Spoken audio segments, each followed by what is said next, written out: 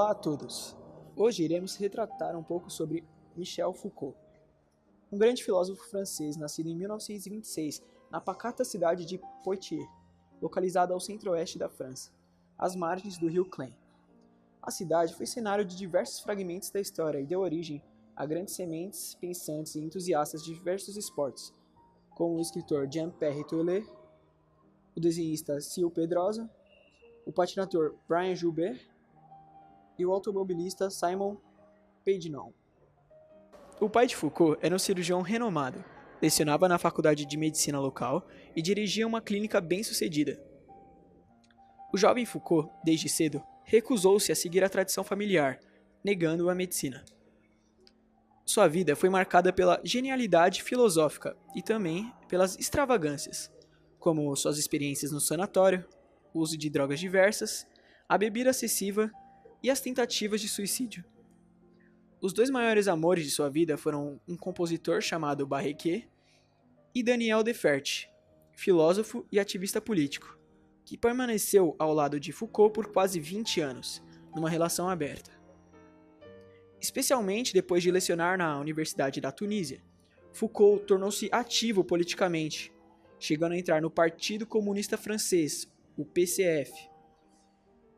Morreu no dia 25 de junho de 1984, vítima da AIDS. Falando agora da filosofia de Foucault, ele tratava de temas como loucura, sexualidade, disciplina, poder e punição. Na obra História da Loucura, ele mostra como o conceito de loucura mudou com o passar dos tempos. Ele dividiu esse conceito em 4 momentos. Idade Média, onde os loucos vagavam livres pela sociedade e eram em muitos casos considerados sagrados. Renascimento, época em que a loucura é vista como uma das formas da razão, ou seja, um saber fechado, esotérico, que produz e manifesta a realidade de outro mundo e nos entrega o homem essencial. Entre os séculos XVI e XVII, que é denominado de Idade Clássica, Descartes, a partir da dúvida sistemática, chegou ao que acreditava ser a verdade e identificou a loucura como algo que nos leva ao erro. Fim da Idade Clássica.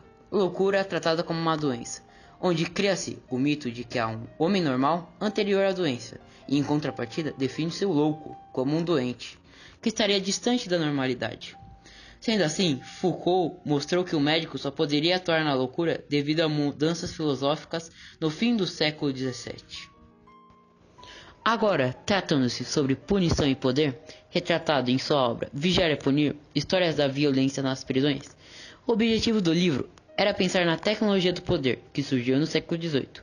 Para Foucault, o domínio no qual se exerce o poder não é a lei, mas sim a norma, que produz condutas, gestos e o próprio indivíduo moderno. Para regular a vida dos indivíduos existe o poder disciplinar, empregado em hospitais, escolas, fábricas e prisões. Para explicar essa nova forma de disciplina e vigilância, Foucault cita o clássico exemplo do panóptico para prisões, que é retratado pela imagem a seguir.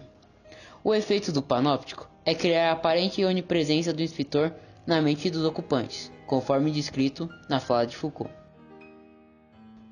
O poder, portanto, é visível, pois o detento sempre virá à torre central, e inverificável, pois o detento nunca saberá se está de fato sendo vigiado. Sua essência, assim, repousa na centralidade da situação do inspetor, combinada com as mais eficazes ferramentas para ver sem ser visto. É por meio dessa técnica que a sociedade regula seus membros. Segundo Foucault, o panóptico não apenas aumenta o poder das autoridades, como também induz os indivíduos a internalizar aqueles que os vigiam, garantindo o funcionamento do poder. A ideia de vigilância destacada na obra de Foucault nos parece mais atual do que nunca. Em 2013, Edward Snowden, um funcionário terceirizado da Agência de Segurança Nacional dos Estados Unidos, a NSA, revelou um amplo esquema de espionagem na internet, conduzido pelo Serviço de Inteligência norte-americano. De acordo com Snowden, o governo dos Estados Unidos, em parceria com os servidores das 9 principais empresas da internet, Microsoft, Yahoo, Google, Facebook, PaltalK, AOL, Skype, YouTube e Apple, registrou, sem mandado judicial, milhares de e-mails e telefonemas de norte-americanos, a pretexto de identificar supostos suspeitos de terrorismo. A denúncia de Snowden sustenta que a espionagem não se limitava a questões de segurança nacional, mas obedecia a princípios econômicos e políticos. O volume de registros armazenados pela NSA impressiona. Foram 850 bilhões de chamadas telefônicas e cerca de 150 bilhões de registros de internet. Retomando Foucault, estaríamos vivendo então em uma máquina panóptica.